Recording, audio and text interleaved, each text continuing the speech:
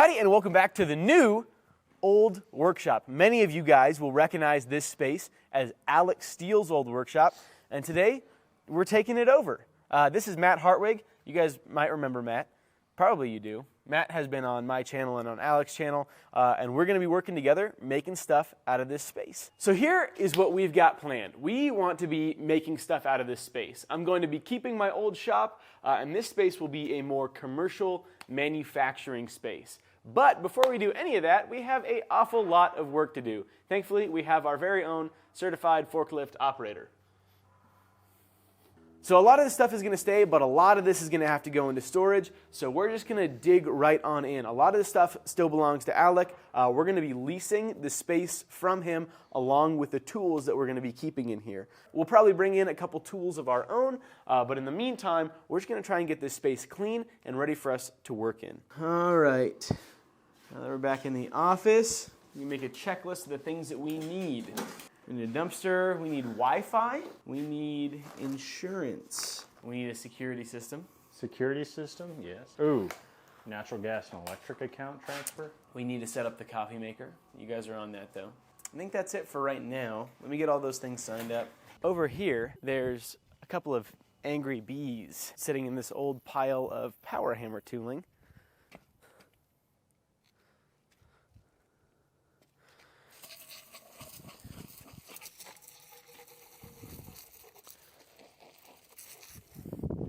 Must be another one in here. Ladies and gentlemen, we got it.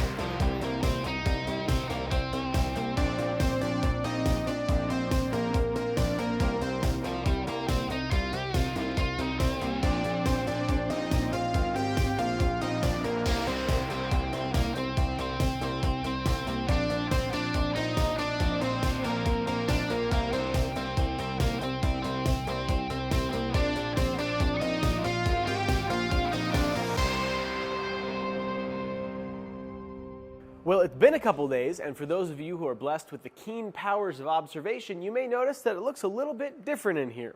That's because we spent several days clearing a bunch of stuff out. A lot of it was stuff from the Alec Steel company that we just don't have any use for. Some of it was Alec's personal tools and stuff like that. So we're just making runs back and forth to a storage unit, getting everything tucked away that we're not going to be using. But I'll kind of give you guys the layout of what we're going to be doing here and kind of how we're going to change things around in here. This space was set up very well to be a content filming area. And so it's not really laid out for production or for shipping or anything like that. And it kind of throws a little bit of a wrench in the mix because ideally, if we're going to be loading up pallets and kind of doing a lot of shipping and receiving, then the garage door is where all of that's going to be happening at. But also, when you're doing a lot of forging, you want the power hammers near the door. And so the area, we kind of have two conflicting. We want to have the power hammers close to the door so we have lots of airflow, but we also want to be able to send and receive things. Most of you guys are probably very familiar with this shop. We'll do a quick rundown of what everything is. Over here we have the forging area. For the last couple of years, it's been used to manufacture hammers like this one. That one Alec made, but like this, along with things like drifts and a couple other things like that. Originally, when Alec and I set up the shop, it wasn't really meant to be a production shop, though. It was really meant to just be for filming. After the forging area with the Chambersburg, the 300-pound Chambersburg, the 165-pound Yang Yang, the 25-ton Yang Yang press, and the big forge that Alec and I built, we've got the heat treating area. So we've got a wax burnout kiln at the back, and then two Paragon heat treating ovens. Those are more for knives and kind of general heat treating. Then we've got the welding area with a plasma cutter, a stick and TIG machine, and then a squirt gun, a MIG. Then we've got power hammer tooling on this shelf here. This is all a bunch of steel that we're not going to be using, and it's sitting on top of the fabrication cart, the Rhino cart. Behind that is kind of general metalworking fabrication tools. So we've got welding stuff up here. We've got wrenches and Allen keys and sockets and stuff like that in here. Then we've got the drill presses. We've got steel stock. I think we're going to end up changing this area around a little bit because we're not really going to be using a whole lot of big, long, flat bars of steel. It'll still be useful to have that, but I think we can make this area a little bit more efficient for our use, so this is something we'll be changing. We got the bandsaw here, and then over here we've got the machining area. We've got the Monarch 10EE lathe. We've got the Bridgeport milling machine, and kind of the accompanying tooling that goes with it. And then originally over here is where we did all of the handwork. So my workbench was up against this wall, and then kind of had a leg that stuck out, and then Alec did his handwork over here. That kind of changed as time went on, and we kind of moved into, I think for a while this was a little bit of a packing and shipping area for anvils after I left. And then obviously we've got all of the sauces and liquids and stuff like that over there. We've got a flammables cabinet, the bathroom, the sink, and this is an area that we still need to figure out what we're gonna do. We are gonna swap out that shelf with this one right here, and we need to do a little bit of work to make this big butcher block table not completely potato chipped out. We took a lot of the stuff that was up here that was just kind of random stuff being stored. We took it to the storage units and we filled up this space with a couple more shelves. We cleared out a lot of the stuff that was completely useless down there and a lot of the stuff that was really unusable up here as well. We've got grinder parts and accessories up here. The bolt bin is still in the same place. PPE, stuff like that is over there. Random shop fittings, air fittings, anything mechanical related is still over here. We've got boxes, we've got spare lights, we've got a bunch more packing materials over here, leather, cloth, all of that stuff. And then we've got plenty of room to be able to expand and bring stuff up here to be able to store it, things that we're not gonna be necessarily touching a ton because running up and down the stairs is not a super efficient way to spend one's time. So let's head down into the grinding room and talk about that. So first things first is before we even get in there, under here we've got belt storage. This entire area was like completely Harry Pottered up with all kinds of abrasives. And so a lot of that stuff is stuff that we won't really use, and so we moved a lot of that into the storage unit as well. In here, things look mostly the same. A couple things from when we were doing a lot of filming in here that's different. The two bandsaws are in here now, but other than that, it's largely the same. All of the belts are stored on that wall. We've got the Gibson, we got the 2x48 and a 2x72.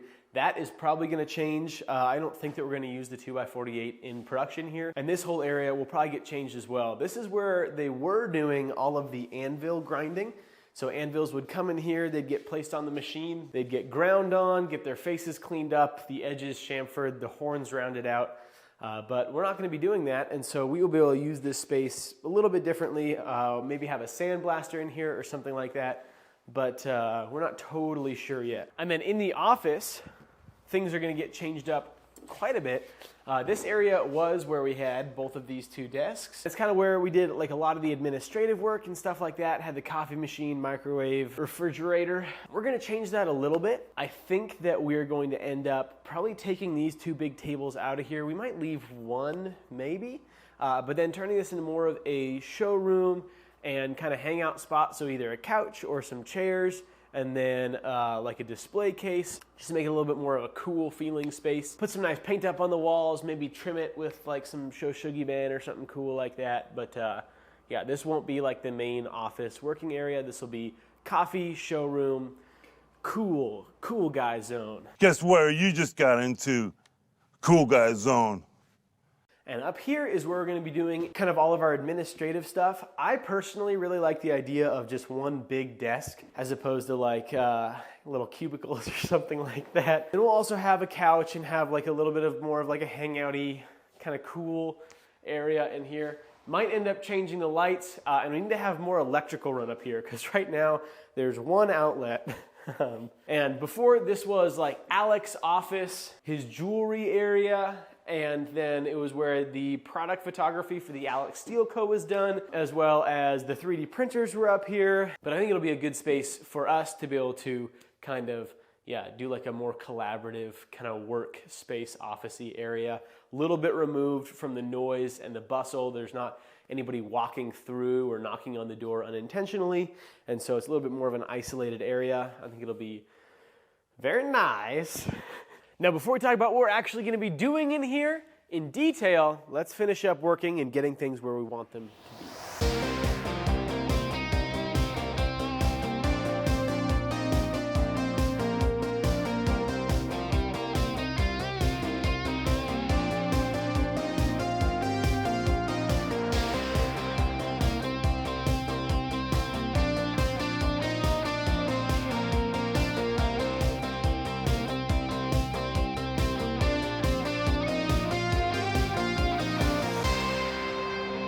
Found this mummified rubber glove.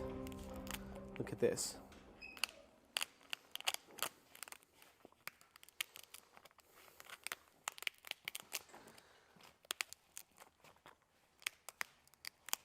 Now, because we want this to be an interesting place to hang out, I gave both Isaiah and Matt $100 to find some weird art to put in the showroom down below, and in the office up above, I also gave myself $100 and went to go find something strange.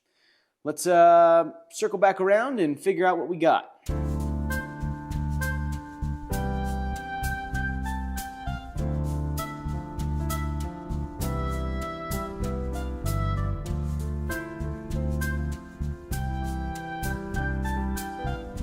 So starting off, we have the Constitution, and I just think this is a really neat thing to have, and it flows really nicely into the next piece that I found. And the next piece is the Second Amendment, and this is something that's really important to remember, especially the last part about bear arms. And the importance of bearing arms is very apparent in this one.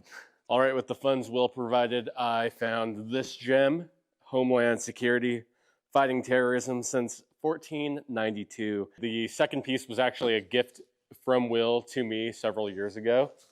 And it is this wonderful Vanity Fair picture of a little short guy who invented the telegraph. So, yeah, pretty good. It's from 1871. And my first piece was this fella right here. From what I understand, I think it was 1930s, 1940s, Chesterfield cigarette sign.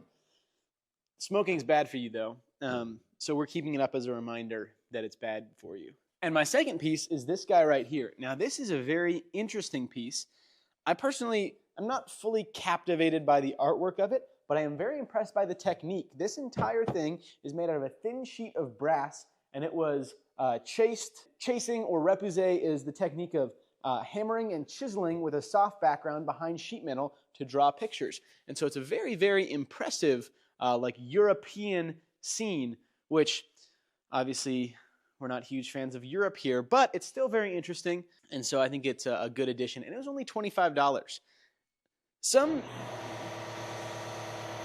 Now that our rude interruption has been finished, some dude probably spent like a month of his life hand chiseling this thing out. And it cost $25 at a thrift store in Montana. It's a bummer for that guy. Anyway, it's cool. Well, we've had an awfully productive week and a half. If you guys remember what the shop looked like a week and a half ago, it doesn't look like that anymore. We are about ready to start making stuff, which is very exciting. Matt is going to be a much more regular persona on the old YouTube channel, which is good because Matt actually has a personality. Hit him with the actually.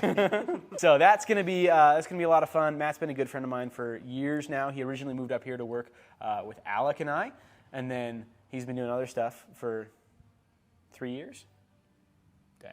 Yep. Yeah, something like that. He's getting old. Matt, what have you been working on the last couple days as we finally got ready to actually be making stuff? I've been working on these ladder dies that we are going to be using to start making some ladder Damascus. Which is good because we actually plan on making a lot of Damascus. That's actually going to be the main goal of the business, is to produce a lot of high quality Damascus, not only to sell to other companies, but also to do our fun own little projects out of. This was what I was kind of originally planning on wanting to build. This is a Damascus Kiradashi. Matt built this one off of my pattern at the old shop before we got in here. And then we have a very smart and experienced business mentor and friend who let us know that building these Kiradashis would maybe be a bad idea, and instead we should do something useful, like building very similar construction, but instead this isn't an actual knife yet. It's made out of tracing paper, a steak knife, something that you guys can take with you to a restaurant, because steak knives at restaurants are literal garbage, and you don't want garbage on your steak. The last time I saw a steak knife at a restaurant, I threw up. Ruined the dinner. Made it really awkward. Yep. Had to ask for a towel. Oh, no.